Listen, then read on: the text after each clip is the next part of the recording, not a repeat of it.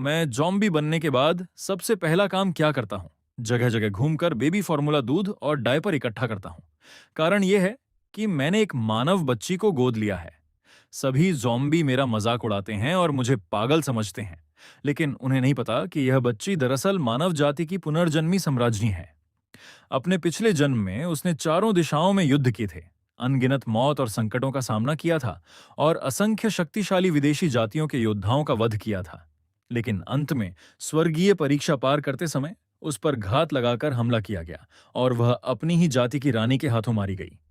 अब वह पुनर्जन्म लेकर 50 साल पहले प्रलय के शुरुआती दौर में लौट आई है।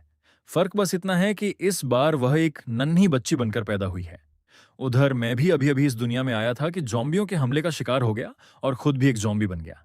सौभाग्य से मेरी मानव चेतना बची रही।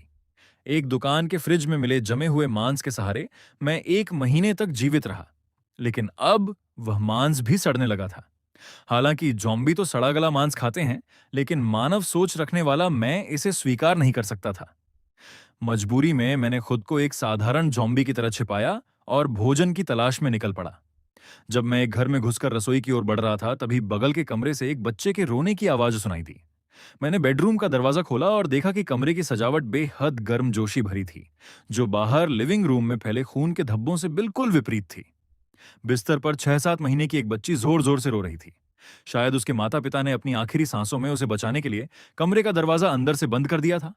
उसी समय बच्ची युन रुओशवे पूरी तरह निराश हो चुकी थी।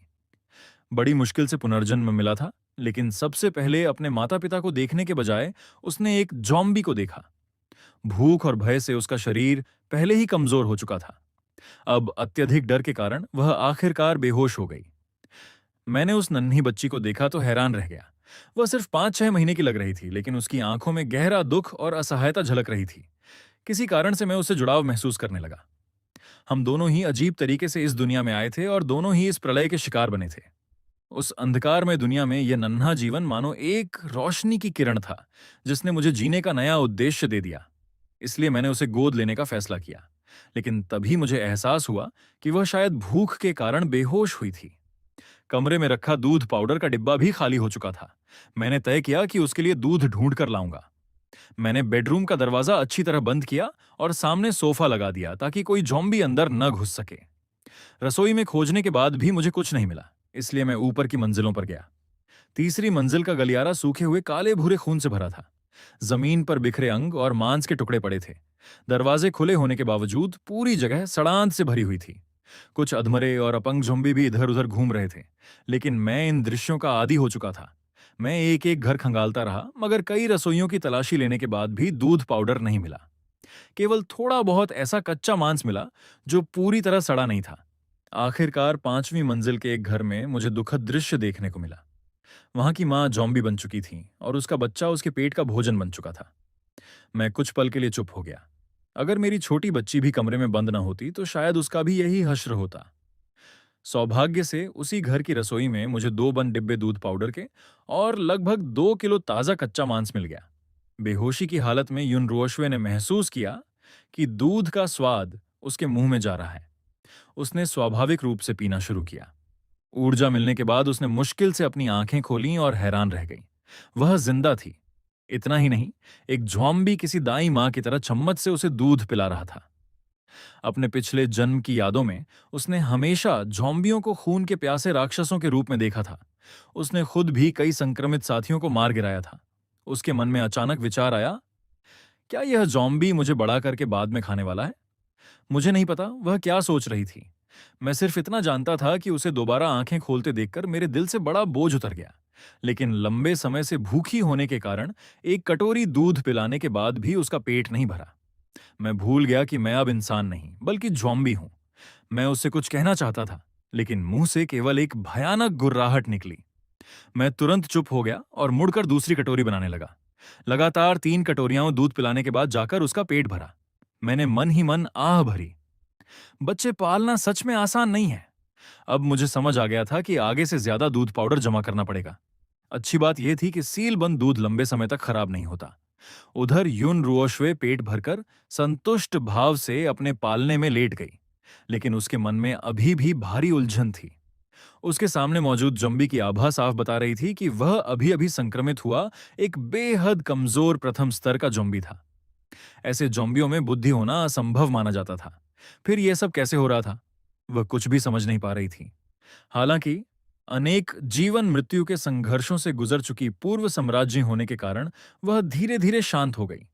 डर अभी भी था, लेकिन उसने सोचा, अगर यह ज़ॉम्बी सचमुच मुझे खा भी जाएगा, तो कम से कम मैं भूखी नहीं मरूंगी। ये सोचकर उसने अपनी चिंता कुछ कम कर दी। भूख और डर के कारण जो तनाव युनरुओशवे की नसों में भरा हुआ था, वह अब पूरी तरह ढीला पड़ चुका था।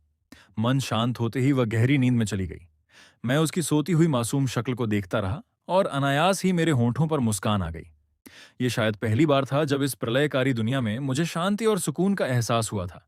लेकिन कुछ महीनों की बच्ची को यहाँ अकेला छोड़ देना उसके लिए मौत को बुलावा देने जैसा था। इसलिए मैंने उसे अपने साथ ले जाने का फैसला किया। यह एक पुरानी 7 मंजिला रिहायशी इमारत थी। दूसरी मंजिल जहां हम अभी थे ज्यादा सुरक्षित नहीं थी, जबकि 7वीं मंजिल सबसे ऊपर होने के कारण अपेक्षाकृत सुरक्षित थी। शायद कॉलोनी के पुराने होने की वजह से यहाँ ज़ॉम्बियों की संख्या बहुत अधिक नहीं थी। लेकिन मैं फिर भी बच्ची को लेकर खुलेआम घूमने की हिम्मत नहीं कर सकता था। इसलिए हाथ में क्रोबार लेकर मैंने रास्ते में आने वाले ज़ॉम्बियों को पीछे से चुपचाप खत्म किया और फिर युनरुओशवे को सुरक्षित रूप से 7वीं मंजिल पर ले गया। उसे व्यवस्थित करने के बाद मैंने खुद भी नहाया और साफ कपड़े पहन लिए। अब घावों और राख जैसी त्वचा को छोड़ दिया जाए तो मैं लगभग एक सामान्य इंसान जैसा ही दिखता था। सबसे महत्वपूर्ण बात यह थी कि कमरे में मुझे बच्चों के उपयोग का लगभग पूरा सामान मिल गया। लगता था कि इस घर के लोग ज़ॉम्बी प्रकोप के समय जल्दबाजी में भाग गए थे और यह सब पीछे छूट गया था। इसके अलावा मुझे महसूस हुआ कि हाल के दिनों में लगातार सक्रिय रहने के कारण मेरे ज़ॉम्बी बनने के बाद अकड़ चुके हाथ पैर पहले से कहीं अधिक लचीले और समन्वित हो गए थे। अब मैं कुछ सरल मानवीय हरकतें भी कर सकता था। हालांकि मुझे इस बात पर आश्चर्य हो रहा था, लेकिन मैंने ज्यादा ध्यान नहीं दिया। मेरा सारा ध्यान युन रुओशवे पर था। जब मैं उसके लिए नया डायपर लेकर उसे बदलने जा रहा था, तभी युन रुओशवे के मन में एक चौंकाने वाला विचार आया। अगर पहले तक उसे मेरे द्वारा दूध पिलाए जाने पर केवल हैरानी हो रही थी, तो अब उसे पूरी तरह यकीन हो गया था। ये ज़ॉम्बी अभी भी मानव चेतना रखता है। उसे हमारी पहली मुलाकात की सारी बातें याद आने लगीं। मैंने दरवाजे का हैंडल घुमाया था, क्रोबार से ताला खोला था, दूध बनाकर उसे पिलाया था। ये सभी काम ऐसे थे जो एक सामान्य प्रथम स्तर के ज़ॉम्बी कभी नहीं कर सकते थे। जितना अधिक वह सोचती गई, उतना ही उसका विश्वास मजबूत होता गया कि मेरी मानव चेतना अभी समाप्त नहीं हुई है। उसके अनुसार केवल इंसानी इच्छा शक्ति ही ज़ॉम्बियों की खून की प्यास वाली प्रवृत्ति को दबा सकती थी। लेकिन अगले ही पल उसकी आंखें अचानक फैल गईं, क्योंकि उसने महसूस किया कि उसके सामने खड़ा यह ज़ॉम्बी किसी भी तरह से महिला नहीं लग रहा था। उसे अचानक एहसास हुआ कि उसका सम्मान तो डायपर बदलते समय ही चला गया, लेकिन कुछ ही क्षण बाद उसने खुद को समझा लिया। आखिर उसे दूसरा जीवन मिला था और सबसे बढ़कर उसकी जान भी इसी ज़ॉम्बी ने बचाई थी। ऐसी छोटी सी बात पर नाराज होना उचित नहीं था। यून रुओशवे ने मुझे देखा। मेरे हाथ पैर अभी भी पूरी तरह नियंत्रित नहीं थे, फिर भी मैं बड़ी मेहनत से उसका डायपर बदल रहा था। उसके मन में एक साथ कृतज्ञता और उदासी उमड़ पड़ी। उसने कल्पना की कि शायद कभी मेरा भी एक खुशहाल परिवार रहा होगा, लेकिन फिर प्रलय आया और मैं एक ज़ॉम्बी बन गया। न इंसानों में अपनी जगह, न ज़ॉम्बियों में। इस तरह का अकेलापन और दर्द उसके दिल के सबसे नरम हिस्से को छू गया और उसी क्षण उसने मन ही मन एक फैसला कर लिया। वह मुझे अपना ज़ॉम्बी पापा मानेगी। नया घर व्यवस्थित करने के बाद मैंने भोजन के बारे में सोचना शुरू किया। मुझे और छोटी बच्ची दोनों को खाने पीने की जरूरत थी, इसलिए अधिक से अधिक राशन जमा करना आवश्यक था। लेकिन दिन में बाहर निकलना खतरनाक था। अगर किसी जीवित इंसान ने मुझे देख लिया तो वह शक कर सकता था और इससे मेरी तथा युन रुओशवे की मौजूदगी उजागर हो सकती थी। इसलिए मैंने रात में निकलने का निर्णय लिया। जाने से पहले मैंने केवल बेडरूम का दरवाजा ही बंद नहीं किया, बल्कि सीढ़ियों के रास्ते को भी अलमारी से रोक दिया, ताकि कोई इंसान या ज़ॉम्बी अंदर ना आ सके। मैंने प्रलय के दौरान इंसानों को जीवित रहने के लिए हर हद पार करते देखा था। मानव स्वभाव का अंधेरा पक्ष मुझसे छिपा नहीं था। इसी कारण मैं बेहद सतर्क रहता था। मैंने पहली मंजिल के लोहे के मुख्य दरवाजे को मजबूती से बांधा और तब जाकर सामान इकट्ठा करना शुरू किया। हालांकि आसपास के घरों में व्यक्तिगत भंडार बहुत अधिक नहीं था, लेकिन बूंद बूंद से घड़ा भरता है। पहाड़ चढ़ने वाला बैग भरने के बाद भी मैं बड़ी मात्रा में दूध पाउडर उठाकर रात के अंधेरे में चलता रहा। लेकिन तभी मुझे कुछ अजीब महसूस हुआ। मैंने सिर उठाकर देखा। आसमान में टंगा चांद अब सामान्य नहीं था। वह पूरी तरह रक्त लाल हो चुका था। उधर युन रुओश्वे भी नींद से जाग चुकी थी। उसने देखा कि कमरे में कोई नहीं है। आराम से लेटे लेटे उसने खिड़की के बाहर नजर डाली और उसी रक्तिम चांद को देखा। उसकी आंखों में एक गंभीर चमक उभर आई। लगता है वैश्विक विकास और उत्क्रांति का युग शुरू होने वाला है। मैं भी उस रक्त चंद्रमा को देखकर चौंक गया था। लेकिन चूंकि मैं पहले से ही ज़ॉम्बी प्रलय वाली दुनिया में रह रहा था और ऐसी चीजें विज्ञान कल्पना फिल्मों में देख चुका था, इसलिए मैंने जल्दी ही इस दृश्य को स्वीकार कर लिया। बल्कि मुझे लगा कि प्रलय की दुनिया में ऐसा नजारा होना स्वाभाविक ही है। मैं लगातार सामान ढोता रहा। खाने पीने की चीजों के अलावा किताबें और अन्य उपयोगी वस्तुएं भी उठा रहा था। लेकिन जब मैं चौथी बार सामान लेकर लौट रहा था, तभी मेरे शरीर में कुछ अजीब होने लगा। मेरे बर्फ जैसे ठंडे शरीर के भीतर अचानक आग जैसी गर्मी फैलने लगी। यह एहसास मेरे लिए अनजाना भी था और परिचित भी। ऐसा लग रहा था मानो मैं फिर से जीवित इंसान बन रहा हूं। लेकिन अगले ही क्षण मेरे दिमाग में असहनीय खुजली और दर्द शुरू हो गया। ऐसा लग रहा था जैसे मेरा मस्तिष्क फट जाएगा। मेरे मन में भय पैदा हो गया। मैंने सोचा, क्या मेरी मानव चेतना खत्म होने वाली है? क्या मैं अब पूरी तरह खून का प्यासा ज़ॉम्बी बन जाऊंगा? कुछ समय के लिए मैं बुरी तरह घबरा गया। लेकिन जल्द ही मुझे पता चला कि यह बदलाव केवल मेरे साथ नहीं हो रहा था। रक्त चंद्रमा की रोशनी में बाकी ज़ॉम्बियों के शरीरों में भी ऐसे ही परिवर्तन होने लगे थे। और सिर्फ ज़ॉम्बी ही नहीं, चांदनी के नीचे मौजूद जीवित इंसानों के शरीर भी तेजी से गर्म होने लगे थे। मानो पूरी दुनिया एक साथ किसी अज्ञात परिवर्तन के द्वार में प्रवेश कर रही हो। रक्त चंद्रमा के प्रभाव से सभी जीवों के शरीरों में बदलाव शुरू हो गया। इंसानों के शरीर में रक्त का प्रवाह तेज हो गया। उनकी हड्डियां पहले से अधिक मजबूत होने लगीं। उधर कमरे में मौजूद युन रुओश्वे भी लाल चांदनी से घिर गई थी। उसका छोटा सा शरीर हल्के हल्के कांप रहा था और पूरा शरीर तप रहा था। न जाने कितना समय बीत गया। जब मेरी आंख खुली तो आसपास का वातावरण देखने में तो पहले जैसा ही था, लेकिन जैसे ही मैंने चलना शुरू किया मुझे तुरंत अंतर महसूस हुआ। मेरा शरीर पहले से कहीं अधिक फुर्तीला हो गया था। ज़ॉम्बी बनने के बाद जो अकड़न हमेशा रहती थी वह लगभग गायब हो चुकी थी। मैंने आश्चर्य से देखा कि शरीर पर फैली काली नसें काफी हल्की पड़ गई थीं। यहां तक कि मेरे सिर पर दोबारा बाल भी उगने लगे थे। सिर्फ मैं ही नहीं, सड़कों पर घूम रहे दूसरे ज़ॉम्बियों में भी बदलाव दिखाई दे रहे थे। तभी अचानक मुझे एक अजीब सा एहसास हुआ। मुझे लगा जैसे मेरे और एक ज़ॉम्बी के बीच कोई अदृश्य धागा जुड़ा हुआ है। पहले तो मैं घबरा गया और सोचा कि शायद मुझे भ्रम हो रहा है। लेकिन जल्द ही मैंने एक और चौंकाने वाली बात महसूस की। ऐसा लग रहा था कि मैं अपने विचार उस धागे के माध्यम से उस ज़ॉम्बी तक पहुंचा सकता हूं, मानो वह कोई कठपुतली हो और मैं उसका संचालक। जब मैंने पूरा ध्यान उस पर केंद्रित किया तो हमारे बीच का संबंध और मजबूत होता गया। कुछ ही देर बाद मैं सफलतापूर्वक उस ज़ॉम्बी से जटिल गतिविधियां करवाने लगा। मैंने इस क्षमता का नाम रखा ज़ॉम्बी नियंत्रण, कॉर्प्स कंट्रोल। कई बार प्रयोग करने के बाद मुझे पता चला कि फिलहाल मैं एक समय में अधिकतम 2 ज़ॉम्बियों को ही नियंत्रित कर सकता हूं। इसके अलावा यदि वे बहुत दूर चले जाएं, तो मैं उन्हें सही आदेश नहीं दे पाता। मेरे अनुमान के अनुसार यह सीमा मेरी मानसिक शक्ति से जुड़ी हुई थी। मैंने उन नियंत्रित ज़ॉम्बियों को कठपुतली ज़ॉम्बी नाम दिया। कुछ समय बाद मानसिक थकान महसूस हुई, तो अचानक मुझे घर पर अकेली युन रुओश्वे की याद आई। इसलिए मैंने अपने दोनों ज़ॉम्बी कठपुतलियों से इकट्ठा किया हुआ सामान उठवाया और तेजी से कॉलोनी की ओर लौटने लगा। मैं मन ही मन हंस पड़ा। ज़ॉम्बी सच में आदर्श मजदूर होते हैं। न खाना चाहिए, न पानी, न वेतन। उधर रक्त चंद्रमा की शक्ति से गुजरने के बाद युन रुओश्वे भी जाग चुकी थी। उसके दिमाग में अचानक बहुत सारी जानकारियां उमड़ पड़ीं, लेकिन डरने की बजाय उसकी आंखों में उत्साह भर गया, क्योंकि इस बार उसे अपने पिछले जन्म से भी बड़ा लाभ मिला था। पिछले जीवन में उसके पास केवल समय नियंत्रण, टाइम कंट्रोल की शक्ति थी, लेकिन इस जन्म में उसने एक अतिरिक्त प्रतिभा भी जागृत कर ली थी, मानसिक शक्ति, टेलीकिनेसिस। अब वह अपने विचारों के माध्यम से वस्तुओं को नियंत्रित कर सकती थी। सबसे बड़ी खुशी की बात यह थी कि समय नियंत्रण की उसकी पुरानी शक्ति भी वापस आ गई थी। दो दो महान क्षमताएं, दोनों में शीर्ष स्तर का योद्धा बनने की क्षमता थी। अपने पिछले जन्म में उसने केवल समय नियंत्रण के सहारे मानव साम्राज्य का स्थान प्राप्त किया था। अब जब उसके पास दोहरी प्रतिभा थी, तो उसकी संभावनाएं असीम थीं। हमला हो या रक्षा, दोनों शक्तियां अद्भुत परिणाम दे सकती थीं। युन रुओश्वे ने तुरंत अपनी नई शक्तियों का परीक्षण करने की कोशिश की, लेकिन उसका शरीर अभी भी एक शिशु का था। कुछ ही देर में उसके सिर में तेज दर्द होने लगा। मानसिक थकावट और कमजोरी ने उसे लगभग निढाल कर दिया। फिर भी वह निराश नहीं हुई। भले ही उसकी वर्तमान मानसिक शक्ति बहुत कमजोर थी, लेकिन उसे अपने भविष्य पर पूरा भरोसा था। वह जानती थी कि जैसे जैसे वह बड़ी होगी, उसकी ताकत उसके पिछले जन्म से भी कहीं अधिक बढ़ जाएगी। यहां तक कि उसने कल्पना करना शुरू कर दिया कि एक दिन वह उस कीट सम्राज्ञी को हराएगी जिसने पिछले जन्म में उसे मार डाला था। तभी बाहर से कुछ आवाजें सुनाई दी। यून रुओशवे तुरंत समझ गई, मेरा जॉम्बी पापा वापस आ गया है। अब उसके मन में एक नई जिज्ञासा पैदा हुई। अगर इंसान रक्त चंद्रमा के बाद विशेष शक्तियां प्राप्त कर सकते हैं, तो क्या मानव चेतना रखने वाला यह जॉम्बी भी कोई असाधारण क्षमता प्राप्त करेगा? उधर मैं इमारत में पहुंचा। सीढ़ियों के सामने रखा अलमारी वाला अवरोध जस का तस था। उसे देखकर मैंने राहत की सांस ली।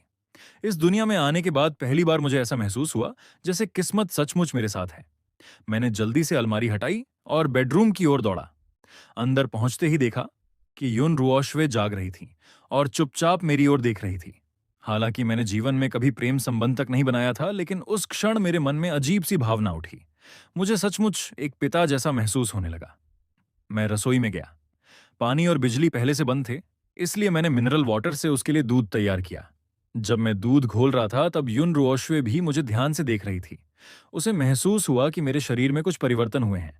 हालांकि बदलाव बहुत बड़ा नहीं था, लेकिन अब मैं पहले से कुछ अधिक इंसान जैसा दिख रहा था। लेकिन यह दृश्य उसकी यादों में मौजूद किसी भी जॉम्बी विकास मार्ग से मेल नहीं खाता था। पिछले जन्म में उसने कई प्रकार के विकसित जॉम्बी देखे थे। उदाहरण के लिए टैंक जॉम्बी। उनका शरीर असामान्य रूप से विशाल और ताकतवर हो जाता था। उनकी रक्षा क्षमता इतनी भयानक होती थी कि वे युद्ध भूमि के टैंकों की तरह लगते थे। जीवित बचे इंसानों के लिए वे किसी दुःस्वप्न से कम नहीं थे। यून रुओशवे को उम्मीद थी कि मैं भी रक्त चंद्रमा के बाद किसी विशेष और शक्तिशाली दिशा में विकसित होऊंगा, क्योंकि प्रलय में ताकत ही जीवन और मृत्यु का अंतर तय करती थी। लेकिन मेरे शरीर में बदलाव बहुत मामूली दिखाई दिए। इसे देखकर वह थोड़ी निराश हुई। फिर उसने मन ही मन एक संकल्प लिया, जब मैं बड़ी हो जाऊंगी तब इतनी शक्तिशाली बनूंगी कि अपने जॉम्बी पापा की रक्षा कर सकूं। वह अच्छी तरह जानती थी कि यदि मैं उसे न बचाता तो शिशु के रूप में पुनर्जन्म लेने के बाद वह इस प्रलय में बहुत पहले मर चुकी होती। वह उपकार का बदला चुकाने वाली इंसान थी, और यह तो जीवनदान जैसा उपकार था। उसके मन में एक विचार गूंज उठा, तुमने मुझे बचपन में पाला है, तो मैं बुढ़ापे में तुम्हारा सहारा बनूंगी। ये उसके लिए केवल एक कहावत नहीं, बल्कि एक वचन था। इसके अलावा उसे जोम्बियों की शक्ति बढ़ाने के तरीके भी अच्छी तरह याद थे। उनकी सबसे मुख्य विकास पद्धति थी जीवित प्राणियों को निगलना। इसके अतिरिक्त विकसित जोम्बियों के मस्तिष्क में बनने वाले विशेष स्वर्ण crystal, golden core slash crystal nucleus भी उनकी शक्ति का स्रोत होते थे। जो भी जोम्बी असाधारण शक्तियां जागृत करते थे, उनके मस्तिष्क में ऐसा स्वर्ण कोर बन जाता था। और युन रुओशवे को पूरा विश्वास था कि अपने पुनर्जन्म के ज्ञान और अनुभव के सहारे वह भविष्य में अपने जोम्बी पापा को तेजी से शक्तिशाली बना सकेगी। युन रुओशवे के मन में एक योजना बनने लगी। अगर मैं पर्याप्त स्वर्ण क्रिस्टल गोल्डन कोर इकट्ठा कर सकूं और इन्हें जोम्बी पापा को खिला दूं, तो वे उच्च स्तरीय जोम्बी में विकसित हो सकते हैं। उसकी यादों के अनुसार उच्च स्तर पर पहुंचने के बाद जोम्बी दोबारा बोलने की क्षमता प्राप्त कर सकते थे, और उनका शरीर भी धीरे धीरे इंसानों जैसा बनने लगता था। मुझे बिल्कुल पता नहीं था कि यह नन्ही बच्ची मेरे भविष्य की इतनी बड़ी योजनाएं बना रही है। मैं सिर्फ इतना देख रहा था कि वह बड़ी बड़ी आंखों से लगातार मुझे घूरे जा रही है। ये देखकर मुझे हंसी आ गई। हालांकि मैं बोल नहीं सकता था, फिर भी हाथों के इशारों से उसे समझाने की कोशिश करने लगा कि मैंने उसके लिए 2 जॉम्बी बॉडीगार्ड की व्यवस्था की है और कुछ खिलौने भी लाया हूं। बेशक, खिलौनों के अलावा मैं बच्चों की किताबें, कहानी पुस्तकें और पढ़ाई की सामग्री भी उठा लाया था। यहां तक कि मजाक मजाक में प्रतियोगी परीक्षाओं की कुछ किताबें भी उठा लाया था। फिर अचानक मुझे एहसास हुआ कि मैंने अभी तक उसका कोई नाम नहीं रखा है। कुछ देर सोचने के बाद मैंने फैसला किया कि चूंकि हम 7वीं मंजिल पर रहते हैं, इसलिए उसका निकनेम होगा चीची, चीकी, 7-7। मैं चाहता था कि यह नाम हमें हमेशा हमारे 7वीं मंजिल वाले छोटे से घर की याद दिलाए। रात भर में इकट्ठा किए गए सामान को देखकर मैं काफी संतुष्ट था। मेरे हिसाब से यह राशन मुझे और चीची को लंबे समय तक चल सकता था। लेकिन प्रलय की दुनिया में कुछ भी निश्चित नहीं था। इसलिए मैंने तय किया कि कुछ समय तक घर के अंदर रहकर हालात का निरीक्षण किया जाए। अगर सब सुरक्षित रहा तभी बाहर निकलूंगा। एक दिन मैं लिविंग रूम में गया और वहां पड़ी लगभग आधे मीटर लंबी स्टील की एक बड़ी तलवार उठा ली। मुझे समझ नहीं आया कि इस घर का मालिक आखिर क्या करता था जो उसके पास इतनी लंबी और धारदार तलवार थी। मैंने कभी तलवारबाजी नहीं सीखी थी, लेकिन जॉम्बी शरीर की असाधारण ताकत के कारण मैं उसे आसानी से घुमा सकता था। मार्शल आर्ट फिल्मों और उपन्यासों में देखे हुए दांव पेंच याद करके मैं लिविंग रूम में अभ्यास करने लगा। मुझे पूरा विश्वास था कि वर्तमान ताकत के साथ मैं साधारण निम्न स्तरीय जॉम्बियों को आसानी से मार सकता हूं। उधर युन रुओशवे भी खाली नहीं बैठी थी। आराम करने के बाद उसने अपनी नई शक्तियों का अभ्यास शुरू कर दिया। उसने मानसिक शक्ति केंद्रित की और बेडसाइड टेबल पर रखी एक सिलाई की सुई को नियंत्रित करने की कोशिश की। हालांकि उसकी क्षमता अभी बहुत कमजोर थी और सुई बेहद धीमी गति से चल रही थी, लेकिन वह वास्तव में हवा में तैर रही थी। इससे युन रुओशवे बेहद उत्साहित हो गई। इस तरह समय बीतता गया। पलक झपकते ही 2 दिन गुजर गए। इन 2 दिनों में एक बड़ा ज़ॉम्बी और एक नन्ही बच्ची अपनी अपनी तरह से काफी व्यस्त रहे। उस दिन मैंने चीची को दूध पिलाया ही था कि बाहर कुछ असामान्य आवाजें सुनाई दी। मैं बालकनी की खिड़की तक गया और नीचे सड़क की ओर देखा। वहां 2 ज़ॉम्बी आपस में लड़ रहे थे। अजीब बात यह थी कि आसपास कोई शिकार या भोजन नहीं था। वे किसी इंसान को लेकर नहीं, बल्कि सीधे एक दूसरे को मारने पर तुले हुए थे। यह दृश्य मेरी ज़ॉम्बियों के बारे में समझ से बिल्कुल अलग था। 7वीं मंजिल से साफ दिखाई नहीं दे रहा था, इसलिए मैं तुरंत चौथी मंजिल पर उतर गया। अब दृश्य साफ था। पहला ज़ॉम्बी लगभग 2 मीटर लंबा था। उसका शरीर बेहद विशाल और ताकतवर था। दूसरा ज़ॉम्बी दुबला पतला था, लेकिन उसकी उंगलियों के नाखून खंजर जैसे तेज थे। पहला स्पष्ट रूप से टैंक प्रकार का ज़ॉम्बी था। दूसरा फुर्तीला, एजाइल ज़ॉम्बी। टैंक ज़ॉम्बी की रक्षा और ताकत बहुत अधिक थी, जबकि फुर्तीले ज़ॉम्बी की गति और हमला शक्ति घातक थी। दोनों के बीच भयंकर युद्ध छिड़ गया। काफी देर तक संघर्ष चलता रहा। आखिरकार टैंक ज़ॉम्बी ने अपनी भारी ताकत के दम पर एजाइल ज़ॉम्बी को दूर फेंक दिया। फिर उसने एक जबरदस्त मुक्का मारकर उसके सिर को चकनाचूर कर दिया। एजाइल ज़ॉम्बी वहीं मर गया। लेकिन असली चौंकाने वाली बात इसके बाद हुई। टैंक ज़ॉम्बी ने मृत ज़ॉम्बी के सिर के अंदर हाथ डाला और वहां से एक सफेद रंग का चमकता हुआ क्रिस्टल निकाला। यही वह वस्तु थी जिसे युन रुओशवे गोल्डन कोर कहती थी। मैं यह सब देखकर स्तब्ध रह गया। दोनों ज़ॉम्बियों की ताकत मुझसे कई गुना अधिक थी। उसी क्षण मुझे अपनी सावधानी पर गर्व हुआ। अगर मैं बिना सोचे समझे बाहर घूमता रहता तो शायद कब का मर चुका होता। मुझे एहसास हुआ कि यह दुनिया मेरी कल्पना से कहीं अधिक खतरनाक है। थोड़ी सी शक्ति मिल जाने पर घमंड करना यहां मौत को निमंत्रण देने जैसा था। लेकिन जब मैंने उस क्रिस्टल को देखा तो मेरे भीतर अचानक एक तीव्र लालसा पैदा हुई। इतनी तीव्र कि मैं खुद चौंक गया। मेरा शरीर मुझे बता रहा था कि यह वस्तु मेरे लिए बेहद लाभदायक है। ऐसा लग रहा था जैसे उसे हर हाल में हासिल करना चाहिए। मैं सोचने लगा, क्या इन दोनों ज़ॉम्बियों की लड़ाई इसी क्रिस्टल के लिए थी? तभी मैंने देखा कि टैंक ज़ॉम्बी ने वह सफेद क्रिस्टल सीधे निगल लिया। अगले ही पल वह पागलों की तरह गर्जना करने लगा। वह बार बार अपनी छाती पीट रहा था और आसपास खड़ी कारों पर घूंसे बरसा रहा था। उसकी ताकत पहले से भी अधिक भयावह लग रही थी। आसपास घूम रहे साधारण ज़ॉम्बियों ने यह दृश्य देखा। सभी तुरंत रुक गए। फिर बिना किसी आदेश के उसे दूरी बनाने लगे, मानो उनकी प्रवृत्ति उन्हें चेतावनी दे रही हो। यह प्राणी अब हमसे कहीं अधिक खतरनाक है। वे सभी उससे डर रहे थे। मैंने गहरी सांस ली। अब लगभग निश्चित हो चुका था कि ये क्रिस्टल ज़ॉम्बियों के विकास का प्रमुख स्रोत है। और सबसे हैरान करने वाली बात यह थी कि इन्हें देखकर मेरे अंदर जो लालसा पैदा हुई थी, वह इंसानी मांस खाने की इच्छा से भी कई गुना अधिक थी। मैंने अपनी मुट्ठी कस ली। मेरे मन में केवल एक विचार रह गया। अगर मैं भी ऐसा क्रिस्टल हासिल कर लूं, तो शायद मेरी ज़ॉम्बी नियंत्रण की शक्ति और भी मजबूत हो जाएगी। और पहली बार मैंने सक्रिय रूप से शक्तिशाली बनने की इच्छा महसूस की। लेकिन समस्या यह थी कि मैं उस टैंक ज़ॉम्बी का मुकाबला नहीं कर सकता था। तभी मेरी नजर रसोई में रखे गैस सिलेंडर पर पड़ी और मेरे दिमाग में उसे खत्म करने की एक योजना आ गई। उधर युन रुओशुए भी बाहर की हलचल सुन चुकी थी। भले ही वह 7वीं मंजिल से नीचे का दृश्य नहीं देख पा रही थी, लेकिन अपने पिछले जन्म के अनुभव के आधार पर वह समझ गई कि रक्तिम चंद्रमा, ब्लड मून के बाद पूरी दुनिया शुद्धिकरण के दौर में प्रवेश कर चुकी है। ज़ॉम्बी और उत्परिवर्तित राक्षसी जीव एक दूसरे को मारकर विकसित हो रहे थे, जबकि मानव बचे हुए लोग गोल्डन कोर हासिल करने के लिए संघर्ष कर रहे थे। बाद में इंसानों ने साधना की विधियां भी विकसित कर ली थीं, और युन रुओशुए, जो अपने पिछले जन्म में मानव जाति की सर्वोच्च सम्राज्ञी थी, सबसे शक्तिशाली ल्यूली ब्रीदिंग आर्ट का अभ्यास करती थी। वह जानती थी कि उसका ज़ॉम्बी पिता अभी केवल एक साधारण निम्न स्तरीय ज़ॉम्बी है और ऐसे प्रलय में उसका जीवित रहना बेहद कठिन होगा। इसलिए उसे जल्दी से जल्दी मजबूत बनना था ताकि वह अपने पिता और खुद दोनों की रक्षा कर सके। हालांकि वह अभी एक शिशु थी, लेकिन फिर भी लियूली ब्रीदिंग आर्ट का अभ्यास कर सकती थी।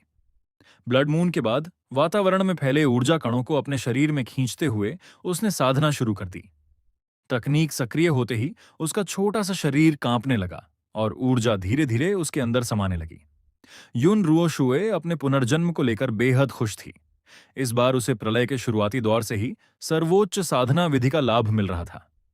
ऊर्जा कणों की बाढ़ उसके शरीर में समा रही थी, जिससे उसकी हड्डियां मजबूत हो रही थीं और उसकी मानसिक शक्ति भी तेजी से बढ़ रही थी।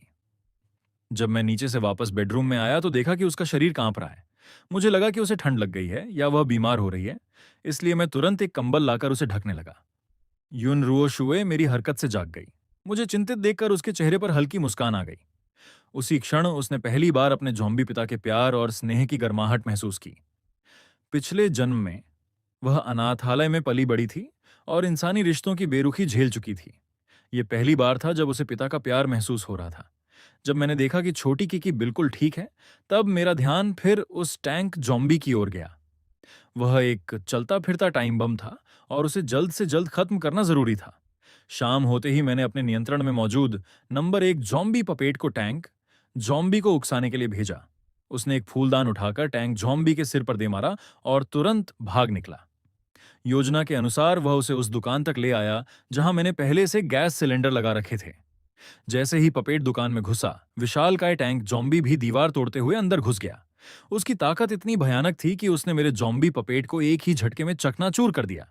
उसी समय नंबर 2 ज़ॉम्बी पपेट दुकान में घुसा, दरवाजा बंद किया और लाइटर से गैस को आग लगा दी। अगले ही पल एक भयंकर विस्फोट हुआ। धमाके का सीधा प्रहार झेलते हुए टैंक ज़ॉम्बी आग के समंदर में तड़प तड़प कर चीखने लगा। काफी संघर्ष के बाद वह दुकान से बाहर निकल पाया, लेकिन दरवाजे तक पहुंचते ही धड़ाम से गिर पड़ा। मैंने तुरंत अपने पपेट्स से मानसिक संपर्क तोड़ दिया और दूर से स्थिति देखने लगा। जब वह विशाल ज़ॉम्बी पूरी तरह जलकर कोयला बन गया, तब भी मैंने लगभग 15 मिनट तक इंतजार किया। पूरी तरह आश्वस्त होने के बाद ही मैं उसके पास गया। उसका चेहरा पहचान से बाहर हो चुका था और शरीर बुरी तरह क्षतिग्रस्त था। मैंने बड़ी मुश्किल से उसकी खोपड़ी को काटा और उसके दिमाग के पीछे से एक सफेद लाल रंग का गोल्डन कोर निकाला। ये कोर पहले देखे गए सफेद कोर से कहीं अधिक आकर्षक था। मेरे अंदर इसे निगलने की इच्छा पहले से भी ज्यादा प्रबल हो गई। मेरे अनुमान के अनुसार सफेद कोर सामान्य ज़ॉम्बियों के आपस में एक दूसरे को खाकर विकसित होने से बनते थे, जबकि यह लाल सफेद कोर उससे भी ऊंचे स्तर का था। चूंकि विस्फोट की आग से आसपास के ज़ॉम्बी आकर्षित होकर आने लगे थे, इसलिए मैंने जल्दी से कोर उठा लिया और रास्ते में 2 स्वस्थ ज़ॉम्बियों को नए पपेट के रूप में चुन लिया। अपार्टमेंट लौटने के बाद मैंने अपने ज़ॉम्बी पपेट्स को नीचे पहरा देने के लिए तैनात कर दिया। फिर मैं अपने कमरे में आया और आखिरकार उस गोल्डन कोर को निगल गया। कोर की शक्ति मेरे शरीर को बदलने लगी। मेरी त्वचा पहले से ज्यादा इंसानों जैसी दिखने लगी। सिर्फ रूप ही नहीं, बल्कि मेरी ताकत, फुर्ती और शारीरिक क्षमता भी बढ़ गई। कुछ देर की चक्कराहट के बाद मेरा दिमाग पहले से कहीं ज्यादा स्पष्ट हो गया। मेरी पांचों इंद्रियां तीक्ष्ण हो गईं और ज़ॉम्बियों को नियंत्रित करना भी बहुत आसान हो गया। अब मैं एक साथ 5 ज़ॉम्बियों को नियंत्रित कर सकता था।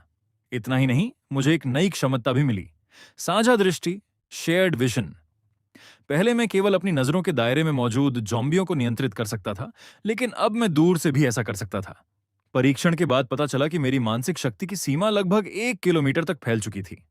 इस दायरे में मुझे खुद सामने जाने की जरूरत नहीं थी। मैं कहीं भी बैठकर अपने ज़ॉम्बियों को नियंत्रित कर सकता था। इससे मेरी जीवित रहने की क्षमता कई गुना बढ़ गई। उधर युन रुओशुए ने विस्फोट और विकसित ज़ॉम्बी की दर्दनाक चीखें सुनी। उसे अपनी सुरक्षा की चिंता नहीं थी, क्योंकि वह 7वीं मंजिल पर थी, लेकिन उसका ज़ॉम्बी पिता लंबे समय तक वापस नहीं लौटा। इस बात ने उसे बेहद बेचैन कर दिया। वह जानती थी कि उन्नत ज़ॉम्बी कितने खतरनाक होते हैं। अपनी वर्तमान शिशु अवस्था में वह उनका मुकाबला बिल्कुल नहीं कर सकती थी। इसलिए वह केवल प्रार्थना कर सकती थी कि भगवान उससे उसके इस ज़ॉम्बी पिता को न छीन लें, जिसने उसे पहली बार पिता का प्यार दिया था। वह साधना जारी रखना चाहती थी, लेकिन चिंता के कारण उसका मन बिल्कुल शांत नहीं हो पा रहा था। तभी बाहर दरवाजा खुलने की आवाज आई। यून रुओशुए ने राहत की सांस ली और उसके चेहरे पर मुस्कान खिल उठी। वह जानती थी कि इस घर की चाबी केवल उसके ज़ॉम्बी पिता के पास है। मैं जब अंदर आया और उसे मुस्कुराते देखा तो मेरे दिल में भी गर्माहट भर गई। अपनी बढ़ी हुई शक्ति के बारे में सोचकर मुझे खुशी हुई कि अब मैं उसकी बेहतर रक्षा कर सकता हूं। इसके बाद मैं सीधे रसोई में गया और उसके लिए दूध तैयार करने लगा।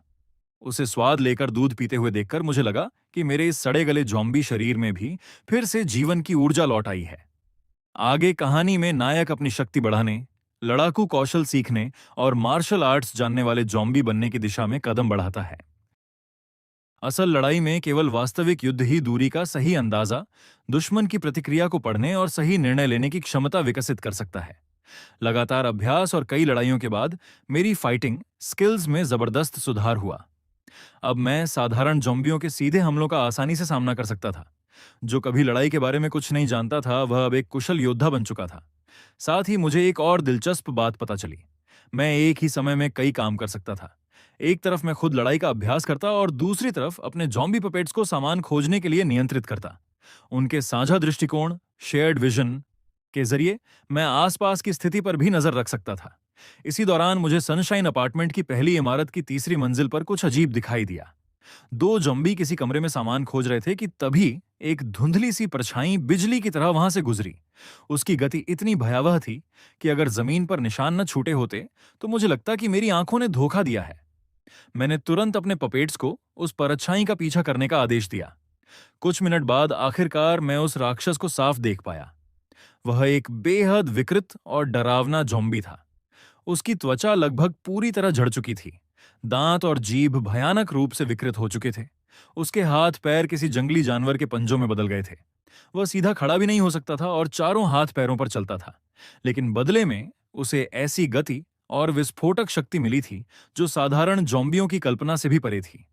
वह दीवारों और छतों पर मकड़ी की तरह दौड़ सकता था। उस राक्षस को देखकर मेरे पपेट्स तक डर महसूस करने लगे। अगले ही पल वह रक्त रंजित ज़ॉम्बी बिजली की तरह झपटा। मेरे दो पपेट्स को उसने 1 सेकंड से भी कम समय में टुकड़ों में बदल दिया। यह आखिर है क्या? मुख्य शरीर में लौटने के बाद भी मेरा दिल तेजी से धड़क रहा था। ब्लड मून के बाद विकसित हुए कुछ ज़ॉम्बी मेरी कल्पना से कहीं ज्यादा खतरनाक थे। मेरी वर्तमान शक्ति उनके सामने कुछ भी नहीं थी। अगर मैं अपने सभी पपेट्स को एक साथ भी भेज देता तो शायद वे पल भर में मारे जाते। अब मैं केवल यही उम्मीद कर सकता था कि वह भयानक रक्त रंजित ज़ॉम्बी मेरी बिल्डिंग तक न पहुंचे। मैंने समय बर्बाद करना बंद कर दिया। हर दिन ज़ॉम्बियों के साथ वास्तविक लड़ाई का अभ्यास करने लगा। एक सप्ताह बाद मैं 3 ताकतवर ज़ॉम्बियों से घिरे होने के बावजूद तंग जगह में आराम से लड़ सकता था। मैं सही मौके का इंतजार करता और विशेष तकनीकों का इस्तेमाल करके उन्हें एक एक कर गिरा देता। उधर सामान खोजते हुए मेरे पपेट्स लगातार विकसित ज़ॉम्बियों की गतिविधियों पर भी नजर रख रहे थे। मैं अच्छी तरह समझ चुका था कि रक्त रंजित ज़ॉम्बी जैसे राक्षसों को पर्याप्त शक्ति हासिल किए बिना चुनौती देना आत्महत्या होगी। इसी दौरान 7वीं मंजिल पर छोटी युनरुओशुए भी लगातार साधना कर रही थी।